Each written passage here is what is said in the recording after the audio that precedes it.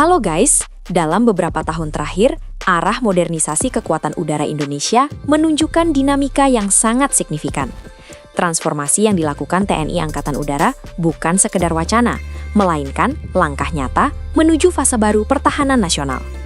Sejumlah pesawat tempur telah resmi dipesan, sebagian masih dalam tahap negosiasi, dan lainnya berada dalam status kajian strategis. Pada kesempatan kali ini, kita akan membahas 6 pesawat tempur yang menjadi pusat perhatian dalam proses modernisasi tersebut. Mulai dari jet generasi 4+, 4,5, hingga generasi kelima dengan teknologi mutakhir. Semuanya memiliki cerita dan status yang berbeda. Namun sebelum kita lanjut, pastikan Anda telah menekan tombol subscribe dan aktifkan lonceng notifikasinya, agar tidak ketinggalan informasi terbaru dari Indo Today.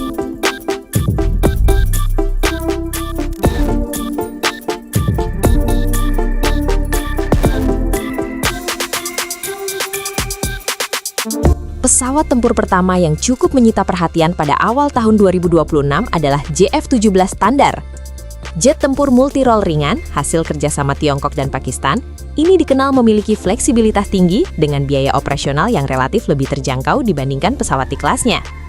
Pada pertengahan Januari lalu, muncul laporan yang menyebutkan bahwa Indonesia dan Pakistan sedang dalam pembicaraan serius mengenai kemungkinan pembelian sekitar 40 unit JF-17 Standar, beserta paket kerjasama militer lainnya.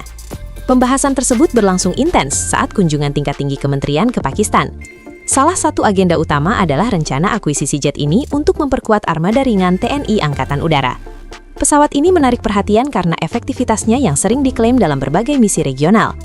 Namun demikian, hingga saat ini belum ada kontrak resmi yang ditandatangani. Seluruh pembahasan masih berada pada tahap negosiasi lanjutan, termasuk kemungkinan paket pelatihan pilot dan dukungan teknis jangka panjang.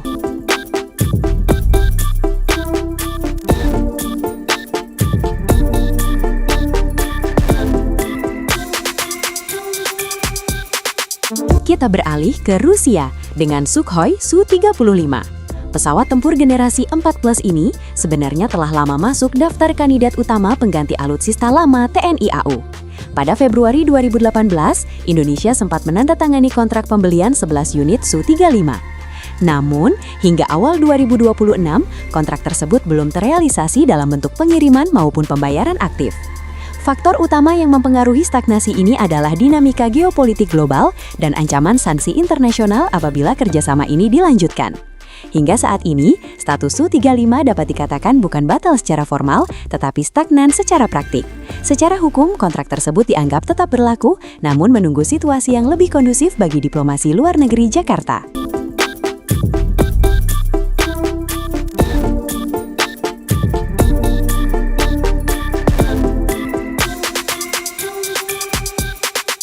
Selanjutnya adalah Chengdu J-10 dari Tiongkok.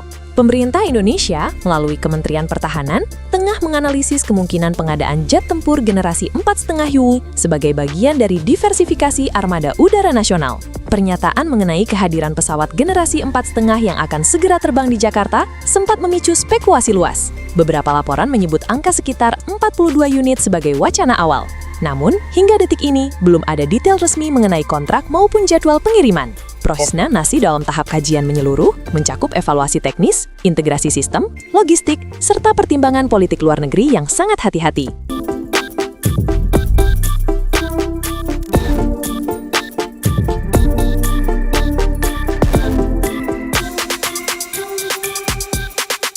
Dari Amerika Serikat ada F-15 Eagle II atau yang lebih dikenal sebagai F-15EX.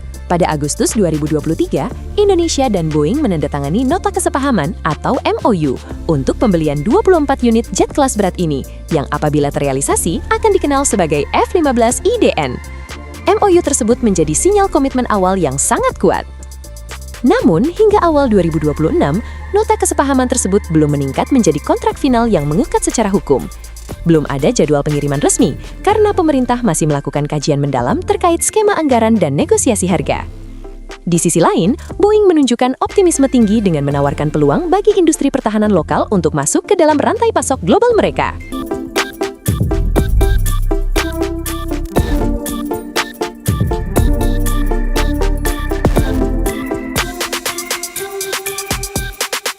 Kisah KF-21 Boramae terbilang cukup panjang dan penuh dinamika.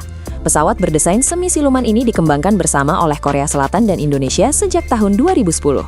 Setelah melewati berbagai fase restrukturisasi biaya pada pertengahan 2025, kedua negara kembali menyepakati pembagian beban yang lebih realistis bagi Indonesia. Kesepakatan ini mempertegas rencana akuisisi unit untuk TNI Angkatan Udara, serta keterlibatan aktif industri dalam negeri dalam proses produksinya. Memasuki 2026, Indonesia tengah mengeksplorasi opsi pembelian langsung beberapa unit varian blok terbaru. Meski begitu, statusnya masih dalam tahap negosiasi lanjutan guna memastikan transfer teknologi berjalan sesuai rencana.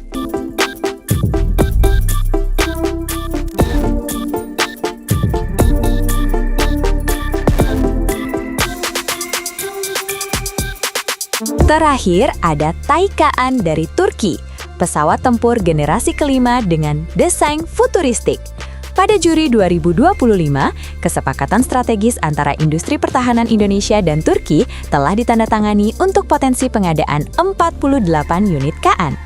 Kontrak tersebut mencakup kerjasama industri dan transfer teknologi yang sangat luas. Unit pertama direncanakan hadir pada awal 2030-an, secara bertahap. Perlu dicatat, proyek ini adalah langkah paling progresif Indonesia dalam penguasaan teknologi jet siluman, namun tetap membutuhkan tahapan uji coba yang panjang di Turki sebelum benar-benar siap beroperasi secara penuh di pangkalan udara kita.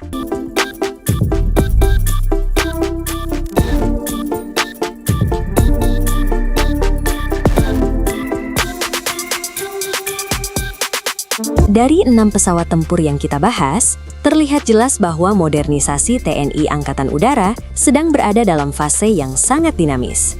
Ada yang masih berupa kajian, ada yang sudah masuk kerjasama industri, dan ada pula yang masih dalam negosiasi serius. Semua ini menunjukkan satu hal, Indonesia sedang sangat berhati-hati dalam menentukan arah kekuatan udaranya untuk dekade mendatang. Keputusan yang diambil bukan hanya soal membeli pesawat, tapi juga soal strategi, kemandirian industri, geopolitik, dan keberlanjutan anggaran negara.